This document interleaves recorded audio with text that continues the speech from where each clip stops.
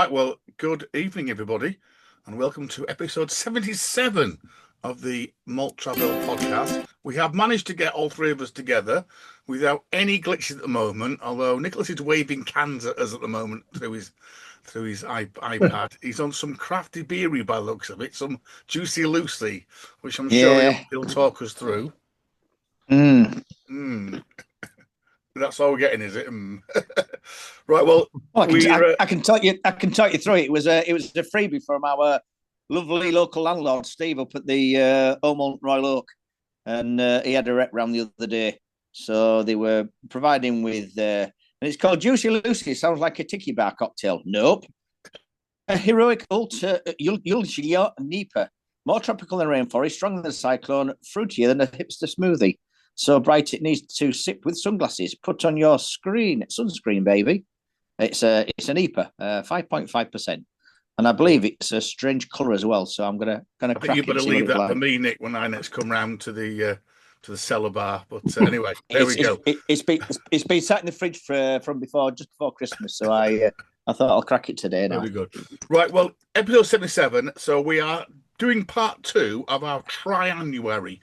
So we started last week by just talking a little bit about our three-man mission to save our pub. So we talked a little bit about the sad news that pubs are closing. I think the rate's like one a day at the moment. And we've got breweries that, good or bad, which are closing and going bankrupt. So we were on a mission to go and visit some new places. So we covered a few last week, but we said we need at least another episode, and hopefully we might need another one to catch up and do some more. So that's the plan tonight. So Nikki's going to tell us about the beer desert that is Selby. Bruce has got, I've got an amalgamation of Bruce's WhatsApp post to me. I think across the northeast. Well, I mean, you did Lincoln last week, didn't you? And you had a day out with Simo. I've got some of those that you can talk us through some time ago. Yeah. And then I've got some new venues in Whitby and in York to tell you about as well. So very good. How are you this week, gentlemen? I'm actually on the water today. I went to Cheltenham on last week, so I didn't have too much, to be honest, because I couldn't really afford to have too much. So I'm on the water today. Just You, chilling you out. enjoy the full experience. How do you I find the crowds and things? I think our view was we wouldn't rush back on festival. It was an experience that we Yeah. went. I think that a lot of people we spoke to said, "Come back in November. Come to November meet. It's much more friendly. It's much more Yeah. less people who are Yeah. just there to." I'm reading today in the papers, snort coke and get into fights, which we didn't see I too much, know. to be honest. We didn't see any of that, to be honest. And it's quite funny because the pictures in the papers today of all these women scrapping are actually in the very posh toilets, which were down past the champagne bar in the club enclosure, because they were the best Yeah. toilets on site. I mean, to be honest, we didn't queue for toilets. I'll be honest. The bars were busy, but no busier than any other race meeting I've ever been to.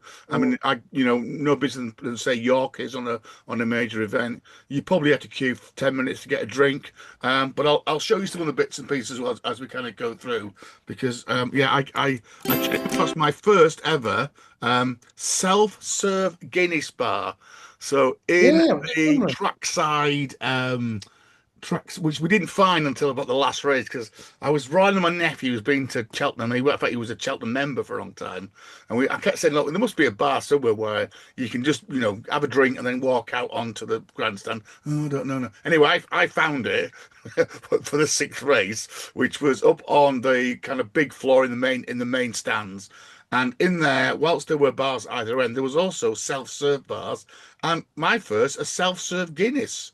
And Yeah. I didn't queue. I walked straight up. It was still £7.50 a pint, but they did let you do the pour. There were some guys there to help if you needed it. But as you can see, Yeah. there's my Guinness, half poured. It's a waiting. Um, so yeah, I'd never come across that before. And there was certainly plenty of black stuff being drunk. My view would Mm. be £7.50. Okay, I guess is average, and apparently come down 30p. Mm. It was just dead cold, and it was cold outside, but the Guinness was Yeah. ultra chilled everywhere you went. So So no taste then. Absolutely yeah, no taste to it absolutely, whatsoever. yeah. So you do worry that it's. But anyway, there we go. So yeah, but all good. Cheltenham was an experience. Definitely worth going.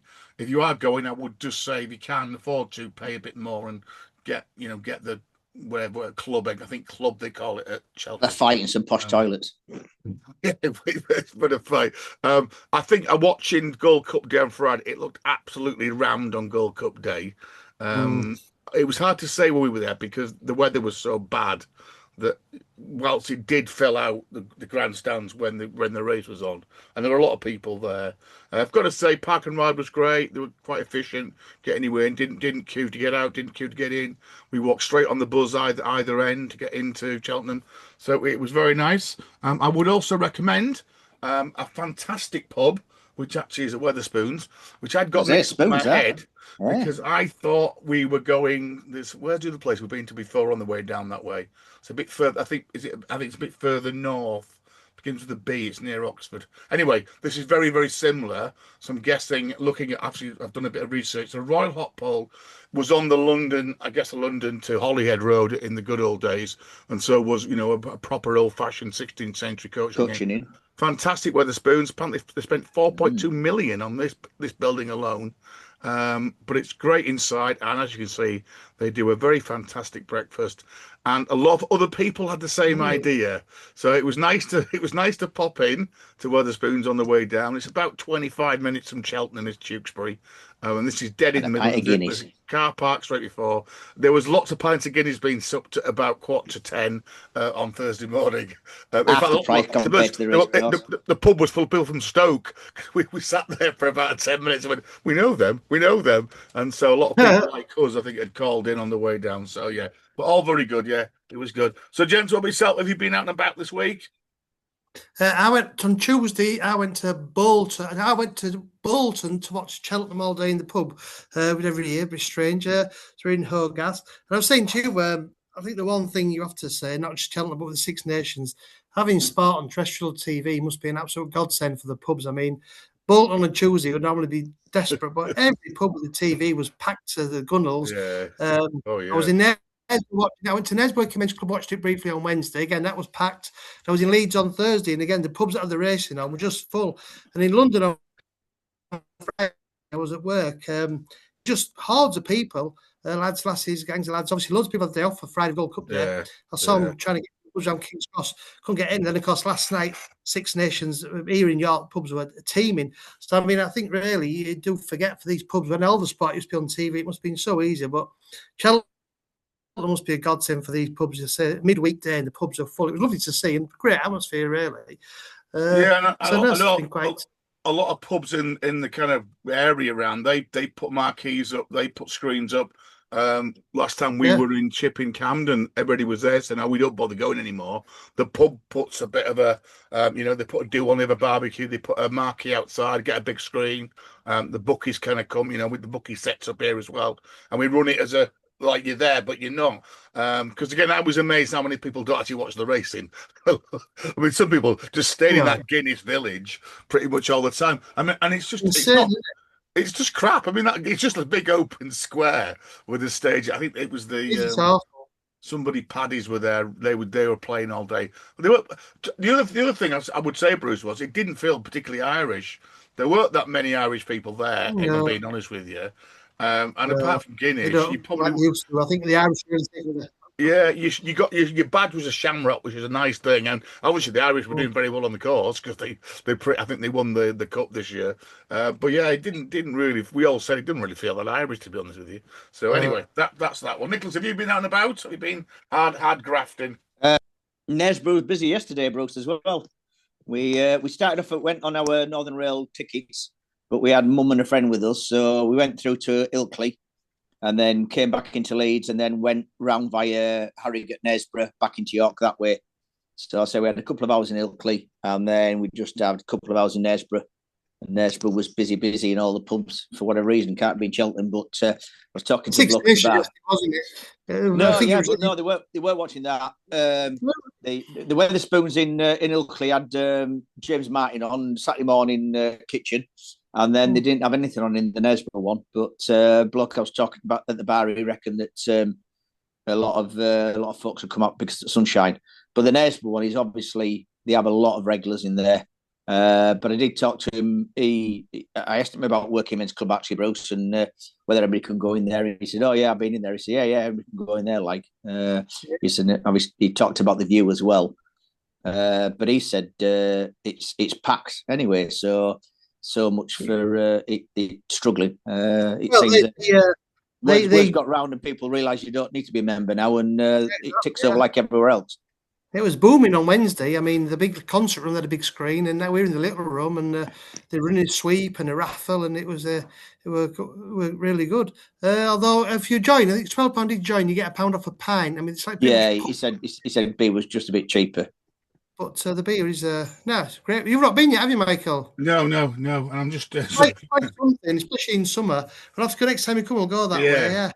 I'm just saying, if you hear lots of loud noises, I'm in the loft, and it's just had hailing here in Staffordshire, so it's absolutely. Oh, wow. And I think talking to days, I mean, it's been Mother's Day today. We went to Cheltenham Gardens this afternoon. Normally on a Sunday, you have to queue about half a mile to get into Cheltenham Gardens. It was deserted today.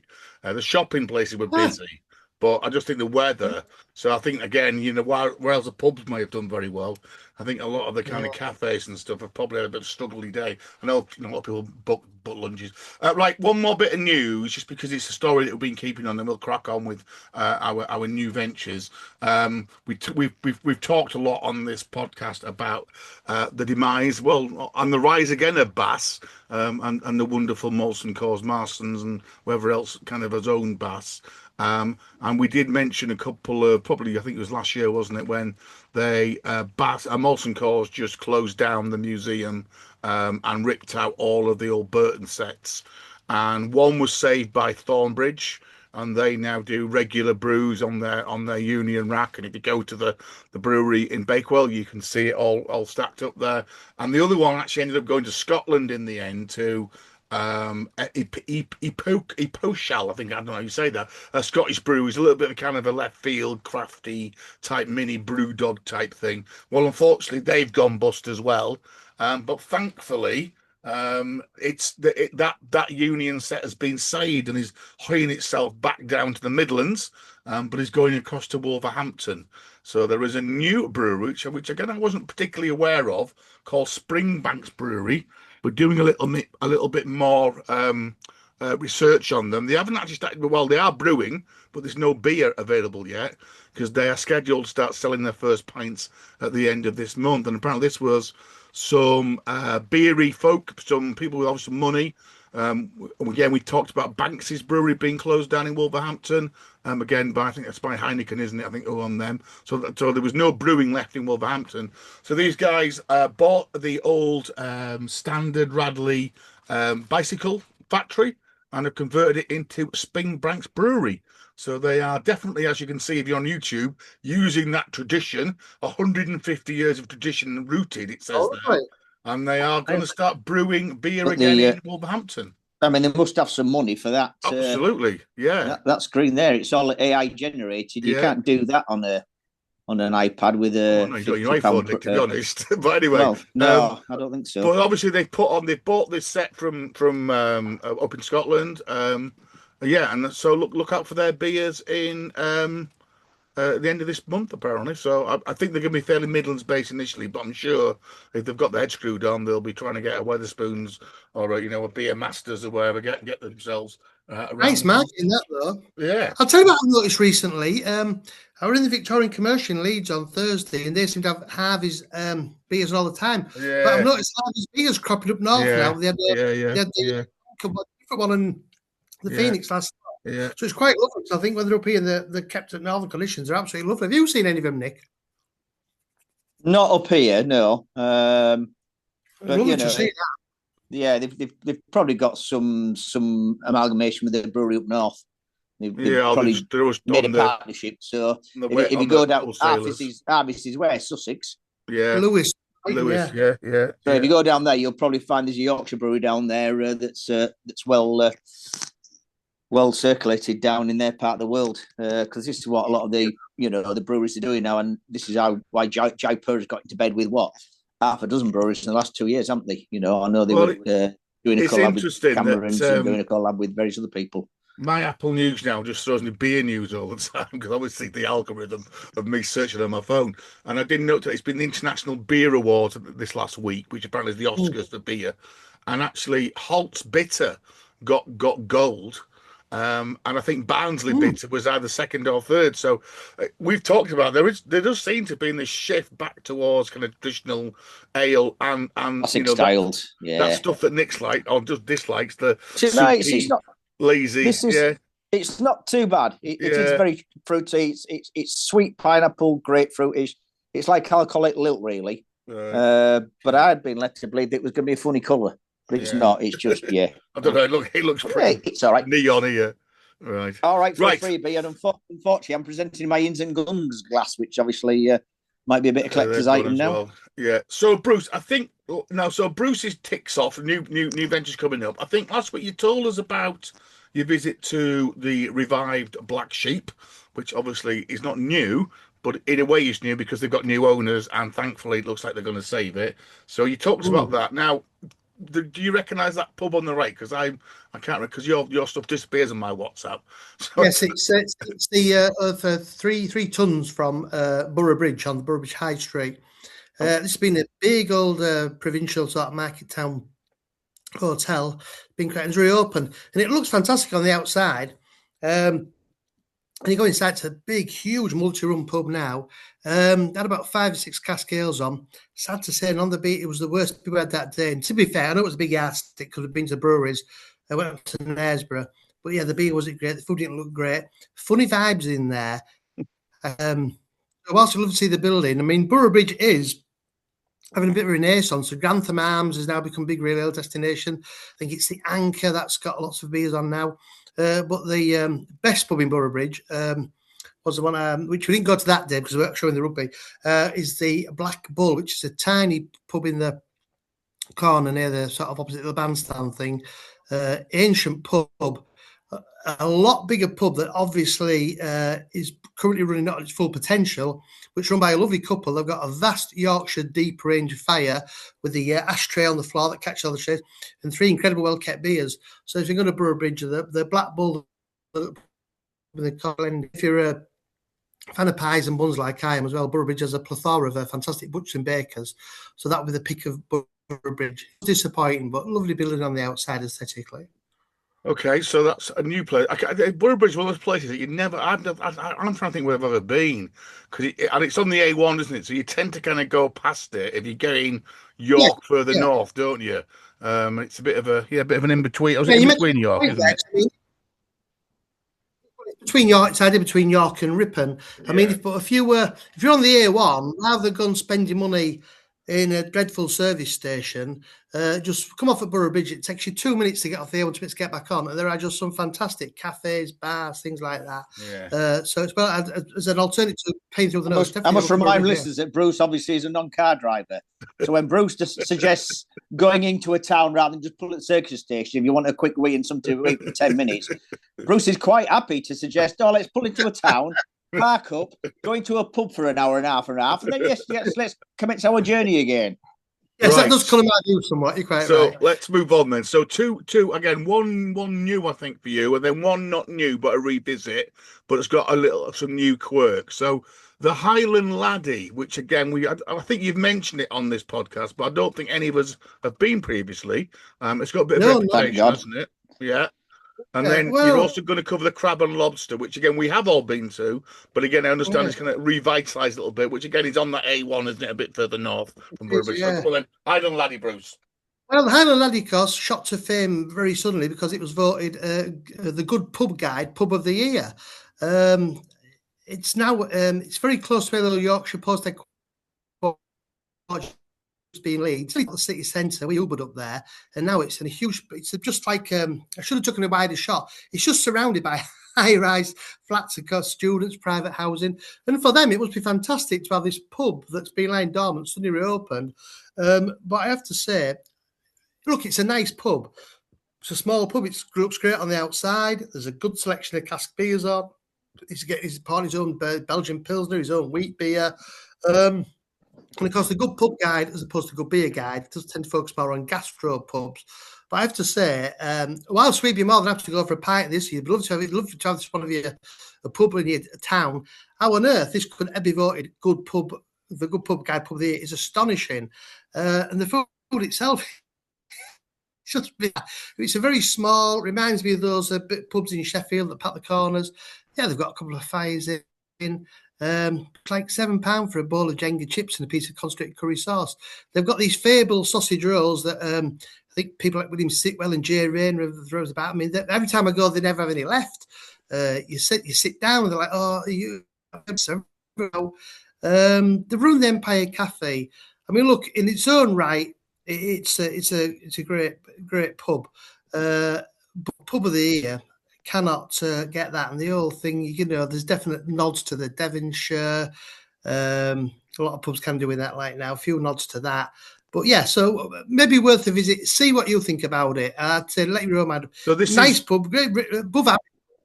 Yeah, so just in terms of where it is, it's Leeds. It's a little bit out of the way in Leeds, and it's kind of up by the hospital, isn't it? Jimmy's Hospital, isn't it? This it is, yeah, and it's surrounded by tower blocks now. I'll say it used to be called the it's on Kirkshall Road. It's on Kirkshall Road as you go out, isn't it? So it's a bit of a way. No.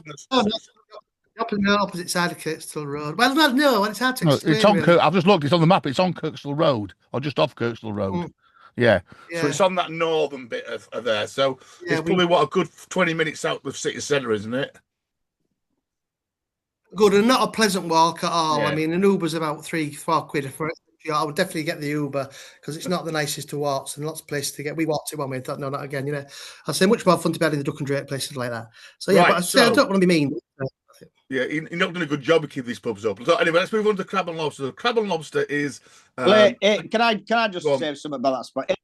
When Bruce, you started enthusing about it, and like you say, it got Pub of the Year award. I went on I think I went in TripAdvisor, and they literally only had 2 reviews. And I'm like, how the hell can a pub that only got 2 reviews be voted best pub in the country? A, how have they found it? And B, who's been voting for it? And the other thing I would say is, if it's a traditional pub, get a better bloody sign up as well. I mean, that is the cheapest, most horriblest, cheapest produced sign going. If you're reflecting a traditional pub image, then get yourself a proper swinging sign and get rid of the 30 quid printing from imprints on the end of the building.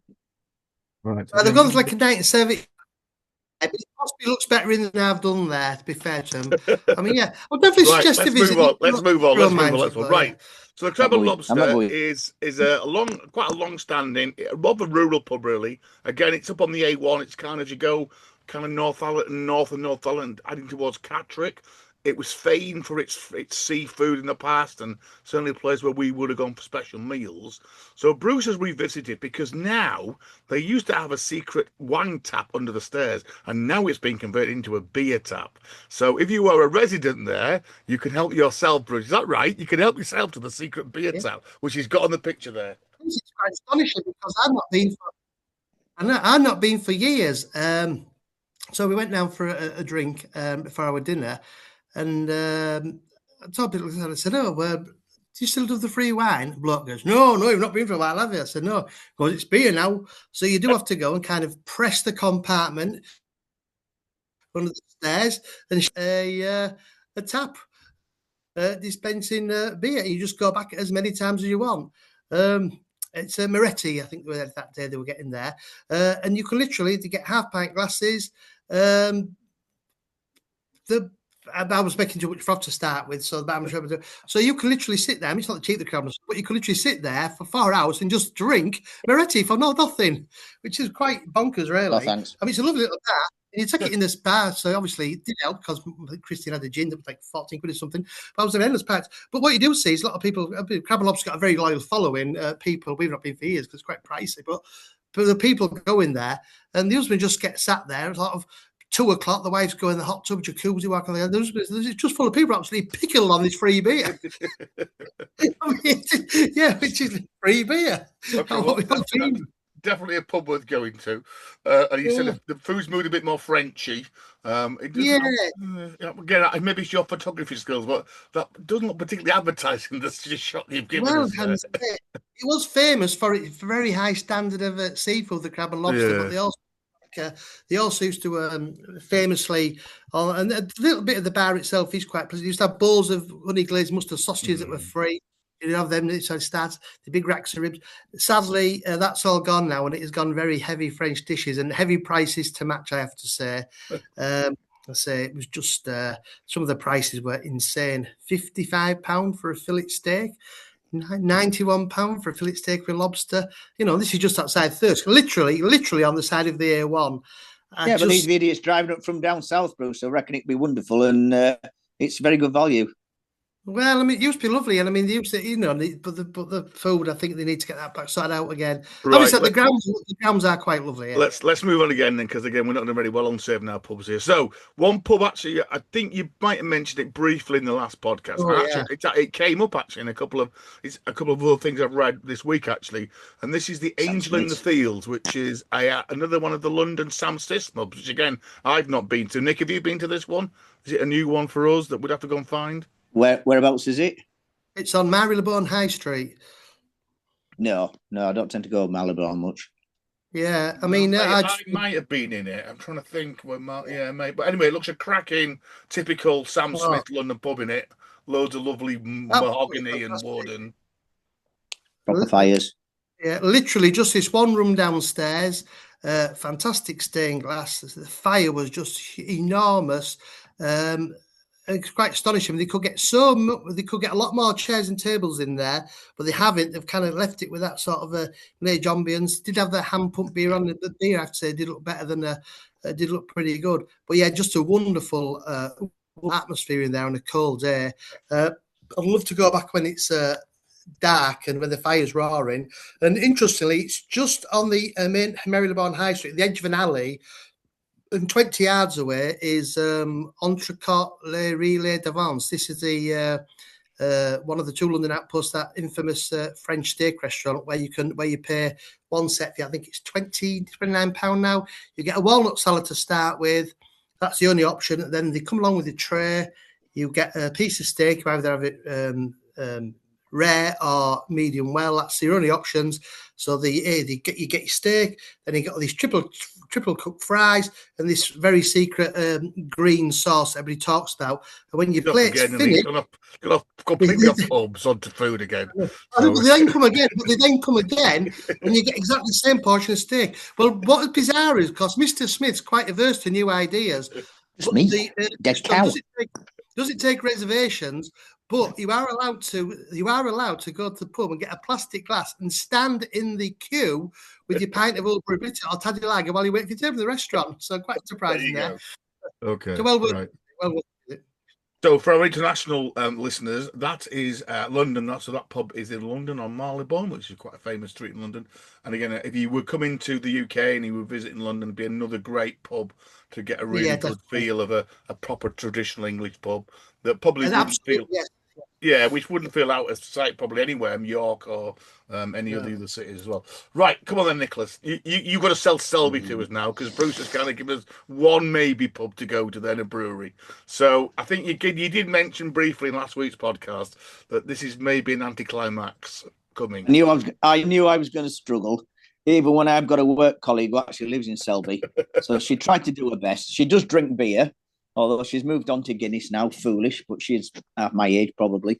She gave me some ideas. My other half and mother were attending a concert in Selby Cathedral, which was a good thing, because Selby Cathedral is slap bang in the middle of Selby. I mean, Selby isn't a big spot. It's only like a market town. But the cathedral is at the end of what I would class as the high street, even though it's not called the high street, it's called Gowthorpe. I did know that there was a Wetherspoons there. I had been in it before. In fact, my first trip to Selby, I only managed to do 2 pubs, and I did the Great Bellflower, which is the Wetherspoons, and I was pleasantly surprised, and the New Inn. And the New Inn is in the Camera Heritage Guide for its interior, and especially it's snug in the left-hand side that's known as the pulpit, because there's a feature in there. However, when I went in, it was midweek, there was absolutely nobody in there. I can't even remember whether it was open or not. I went into the main section. I have recounted the stories before that within 5 minutes of being in that pub, there was about 5 or 6 locals in there. I was a complete stranger, stood at the bar, and the woman behind the bar started talking about anal sex. one of the guys who was actually drinking said, hey, careful what you're saying.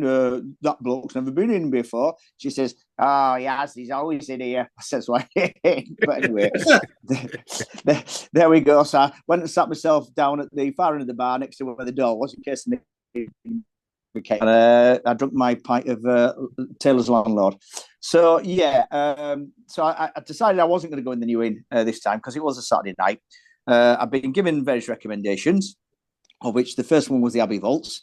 So walked in the Abbey Vaults. This was about 7 o'clock on a Saturday night. Big concern, the sign outside saying happy hour 8 till 10 every Friday and Saturday, £3.50 pints.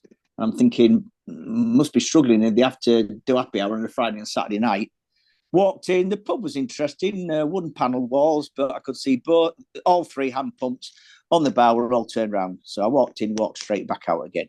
Then headed round to the Doghouse, and that really was the saviour of the evening. So I went to the Doghouse, and there was a good ambience in there. It is just round the corner from where the Abbey is. And in fact, they have, I'm not sure where they brew, but they have their own in-house beer. So they had a couple of those on and a couple of national beers on, craft beers, menu behind the bar. And it was more my sort of like age-range clientele, couples coming in. Managed to get myself across from the bar. Surprised they were actually making cocktails though, because they make themselves out to be craft bar. And then there was a guy there it was a bit stripped back, these scaffolding type, scaffold board type places, like a lot of craft bars are. And he was making cocktails, and I just didn't see how that fitted really. So my colleague then told me that I should be going to the Three Swans, which is once again down the side of where the Abbey is. Walk around to the Three Swans. It isn't the Gun Beer Guide, but it's one of those classic pubs with a window either side of a central door being the way to get in there. But look through the windows, and both the right-hand side room were in darkness, apart from like multicolour lights flashing. So it was obviously karaoke night or disco night in what would have been probably a cracking traditional pub. Didn't appear to be anybody in there. So once again, I thought, I'm not going to walk in there a bloke on his own, standing in a dark corner, nursing a pint of whatever I might be able to get in there. She also recommended that I go to the Griffin. Now, once again, the Griffin is just around the corner. She said, don't necessarily go in for a drink, just go in there and have a smell and then come back out again. So walked past the Griffin, and I would have struggled to get in because there was so many people stood in the doorway all smoking. I thought, no, I won't bother. So by this time I thought, let's go down the Wetherspoons, and I know it's going to be sanctuary for me. So I got myself to the Wetherspoons, and they had some cracking beers on. They started with one of my favourites, Oakham Citra. Then went on they had 2 Rudgates on, and the normal array of, I think they had a Barnsley bitter on as well.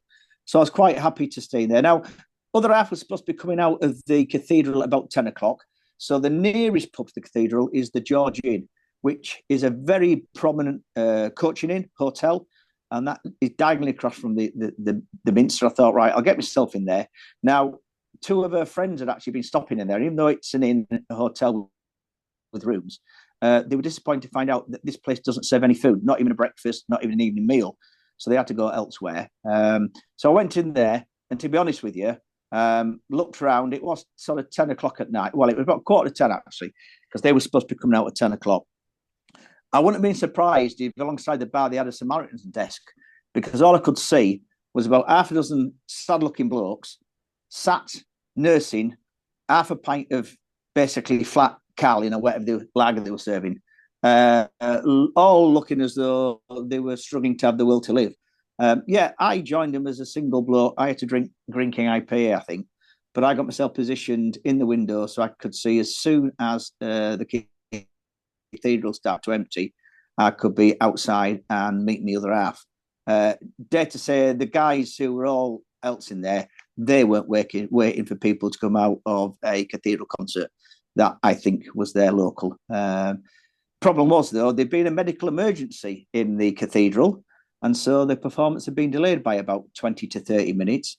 So I was still sat in there at about 20 past 10, now nursing my half a pint of Green King IPA, probably looking like as sad as the rest of the blokes. So, yeah. The quickest Nick. The just Yeah, so once again, it wasn't open. Once again, my colleague told me that there was a Sam Smith's pub, but that didn't open. I was going to go back across the river. So whenever you're coming from down the A19 from York into Selby, there's a place called the Olympia. It's called the Himbley Hotel. And I discovered that's where the Jolly Sailors brewery is. Now, I don't mind a pint of Jolly Sailors. And I thought, can I be asked to walk out the town across the bridge to Olympia? I thought, just double check that it is the brewery tap, which it is.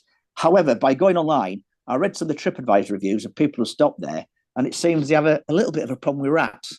And so I thought, well, I don't really fancy that. And if you want to go on TripAdvisor, it's not just me saying it. It's more than one review up there suggesting there's a problem with rats in the building.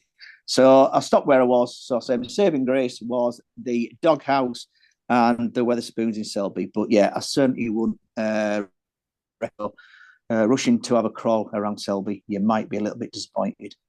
Yeah, the Wetherspoons, it's one of the nicest Wetherspoons I've been to Selby, I have to say. And the staff were lovely. And it's quite light and airy, isn't it? And it's big. For a Wetherspoons, I always very, very clean. It cleans one I've been to for a long time. But yeah, Rhythm and Brews is the brewery, or the in-house brewery to the Doghouse, isn't it? Rhythm and Brews, yeah. All right, yeah, could be, yeah. And again, just I did work at Selby. New Inn was always a place you would find like the plague, though. For international listeners, Selby's a bit of a weird place again. It's a place you tend not to go to. It's in between kind of York and Hull and a bit of a backwater. It's got quite a nice abbey, which is probably its kind of whatever main feature, isn't it? And famously, it had a toll. Yeah, it had a toll bridge. I think it used to be 4p. Because a little bit like the ship canal in Manchester, in that it's owned by companies, and the company which owned the views, whatever it's called, navigation, also had the rights to the bridges. So it was always a bottleneck because you had to pay 4p, and I think a penny if you were walking. And apparently that carried on till 1991. They were still stopping the traffic and taking 4p off them. Oh yeah, it was there. Yeah, it was bought out then. I think the council bought it, and it's obviously free now that you can go across. And if you go to the Isle of Wight on the ferry, you will be going. The ferries were built by Cochrane Shipyard on the River Ouse in Selby, which is quite bizarre. There you go. So we are going to take a break there because we're nearly at the end of part one. So we will take a break and we'll come back and I will tell you a little story. I've just remembered, actually, Nick mentioned that one about somebody being in the pub for ages. I've got a little story about a pub in Middlewich. I thought you were saying about the anal sex story, but anyway. No, it's linked to that one, but it's not about anal sex. But we'll come back to that in a minute. So we'll take a little break and we will come back shortly for part two and hear about hopefully some pubs you're more likely to go and visit, the new ones.